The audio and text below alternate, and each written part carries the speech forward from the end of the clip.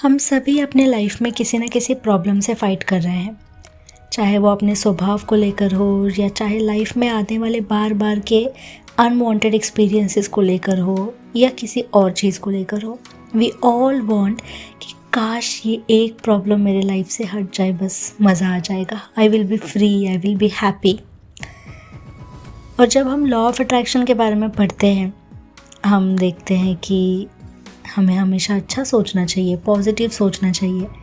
लेकिन जो हमारी प्रॉब्लम है ना, कभी कभार ऐसा होता है कि वो एक कांस्टेंट यानी रोज़मर्रा की ज़िंदगी का हिस्सा है वो प्रॉब्लम।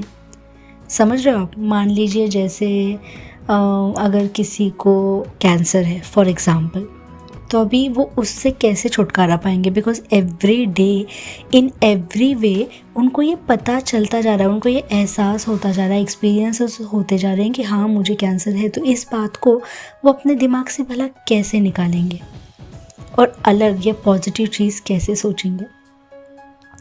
ये मैंने कुछ ज़्यादा ही बड़ा एग्जाम्पल दे दिया, बट हमारी प्रॉब्लम या तो बहुत छोटी भी हो सकती है या इससे भी बड़ी हो सकती है। ओके, तो आज के मैसेज में ये दिया गया है कि just think about good things. ये सुनने में जितना सिंपल लग रहा है, ये एक्चुअली उतना ही ज़्यादा डीप, पावरफुल और असरदार है। जब भी आपके मन में कोई भी नेगेटिव थॉट आता है, तुरंत उस थॉट को शिफ्ट करिए एक पॉजिटिव और अच्छे थॉट की तरफ। वो थॉट कोई भी हो सकते हैं, चाहे आपकी प्रॉब्लम का ठीक अपोजिट यानी कोई सल्यूशन हो सकता है, या आपके बारे में या नेचर के बारे में या दुनिया में आपको जो भी चीज़ें पसंद है वो कुछ भी। Just thinking good is important. क्यों पता है?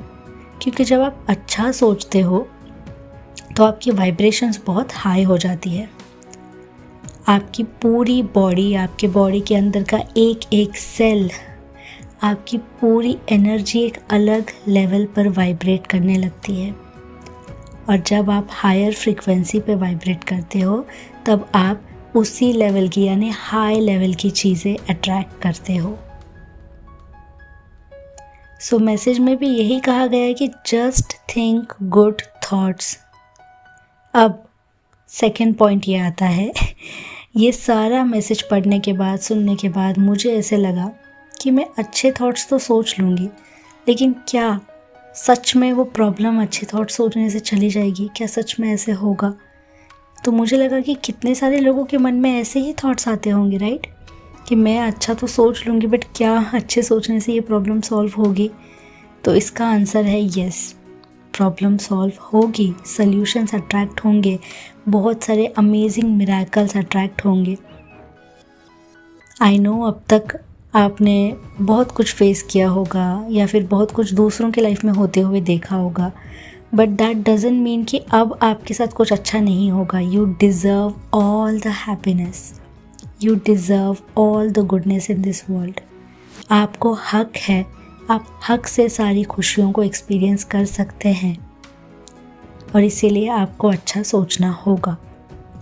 ओके, आज का मैसेज शायद थोड़ा सा लंबा होगा क्योंकि मैं अभी और एक एग्ज़ाम्पल देने वाली हूँ। ये एग्ज़ाम्पल है मेरी ही मम्मी का।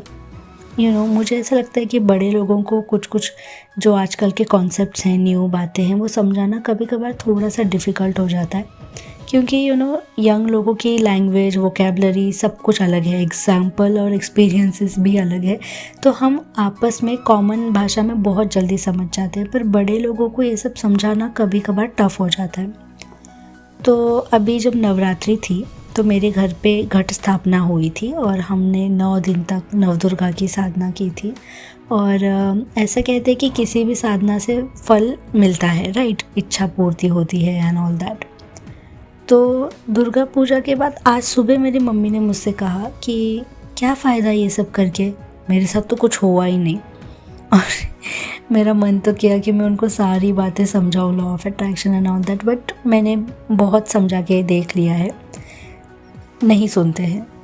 मम्मी हो या और कोई बड़े लोग हो, they just don't understand, they don't listen. उनको अपनी ही बात सच लगती है। तो इसीलिए मैं किसी को एक्सप्लेन करना पसंद नहीं करती हूँ ये सब।